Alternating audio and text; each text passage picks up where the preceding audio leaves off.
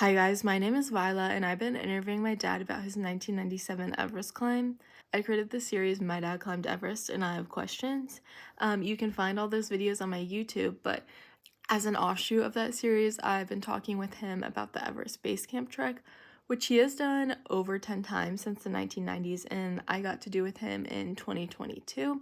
So we're answering all your questions about that. And in today's video, we're talking about flying into Lukla, which is the most dangerous airport in the world, but it's the airport you have to fly into to start the Everest Base Camp trek. So we're telling you everything you need to know about that and how it feels to fly into there. So enjoy. Here's what it's like to fly into the most dangerous airport on Earth. So to get to Everest Base Camp, you'll almost certainly be flying into Lukla, which is the most dangerous airport in the world. Can you describe the experience of flying in and out of Lukla on a plane? Flying from Kathmandu to Lukla for the first time, it's kind of scary. There's what I call a pucker factor. You take off from Kathmandu, and usually there's smog or air pollution in the air, and you fly over the city. It's a huge city now, and you fly over the countryside. It's about 45 minutes to Lukla, and the landing in Lukla is scary because at first you do not see the airstrip.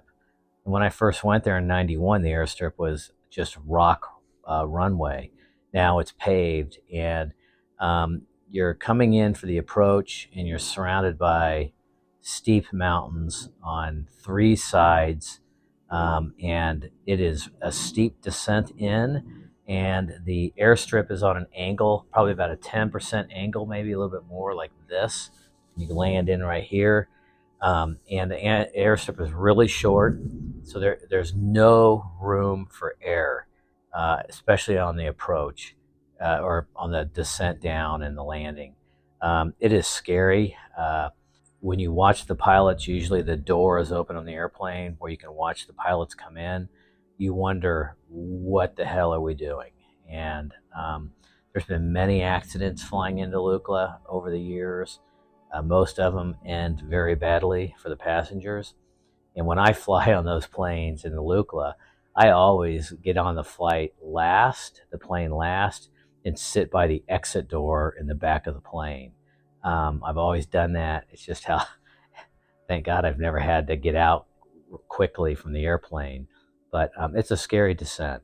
If the plane did go down, I didn't want both of us to auger in the ground. Didn't you and Mom used to fly separately in there? So if one of you were in a crash, there's Yeah. a survivor. I think when Mom and I went there the first time, it would have been in 1999, and we had a big group with us. I told Marta to fly in a separate airplane than me, so we flew separately just for safety reasons. The longest I've waited for a flight out of Lukla has been 2 days. And I think it's important to mention when flying into Lukla, the flights are usually canceled in and out, and it's just a rough process, and you're waiting a long time. Can you talk about that and Yeah, why? yeah. First of all, they only fly into Lukla usually in the early morning, because usually the weather is a lot better. There's less clouds, and the wind patterns are favorable to flying into Lukla.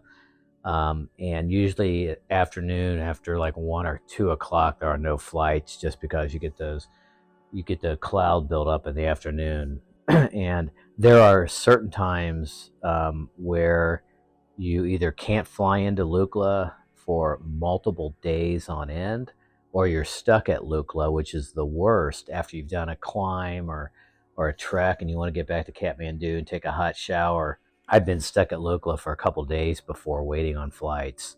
It's kind of frustrating, but there's really nothing you can do about it. You just have to be prepared for a few weather days on the beginning or the end of the trip because of the flights in and out of Lukla. I know some people that have waited like 5 or 6 or 7 days before, and I've also know some people that have changed their itinerary and maybe gone over to Pokhara and Annapurna Base Camp area instead of doing the Everest Base Camp because they couldn't wait that long for the weather to clear at Lukla.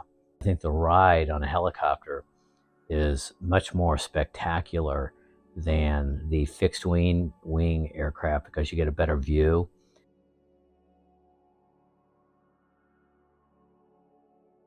So what are the other ways to get to Lukla if you don't want to fly in a plane? We rode on a helicopter when we went, which I felt pretty safe doing that. It was a little sketchy. Yeah, it's a good question.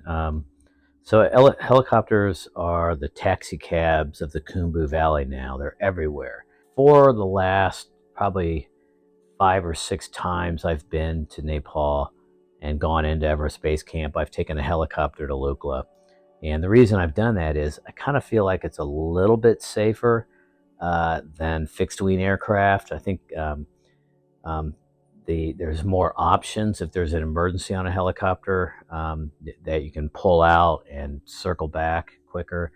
But also, I think the helicopters can fly into Lukla when the weather is a little bit more iffy compared to fixed wing, and so you have a better chance of getting in and out.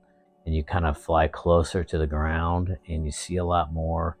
The flight into Lukla on a helicopter and out is a little bit longer than the airplane. I think the airplane flight is like 35 to 40 minutes, and maybe the flight into Lukla on a helicopter is about 50 minutes, if I remember right. But it's pretty cool flying out of Kathmandu on a helicopter. It's spectacular because there's so many buildings. You get to see the people, the activity in Kathmandu, and the urban sprawl. It's a really cool flight in to Lukla. And can you take a bus or trek to Lukla, or is there really only the option? You can trek to Lukla, and there's the trail, and you can pick it up basically outside of Kathmandu. And I think it takes about a week to get to Lukla if you're not acclimated. And that was the old way that all climbers would hike in to Everest Base Camp. They would take that trail before the airstrip was opened in the early 70s, I believe, or late 60s. I can't remember the year.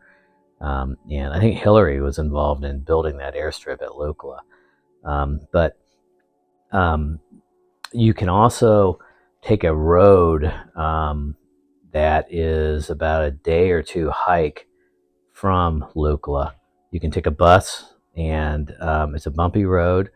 It takes all day to get there, and then the next day you could probably hike into Lukla, which would take 1 or 2 days, depending on how fit you are from there. No, I've never done the hike.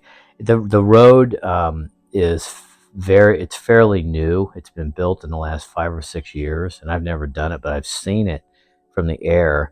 And there there's some pretty sketchy turns on that road, from what I can see from the helicopter. I'd prefer a helicopter. Do you know the cost difference between the helicopter and the plane?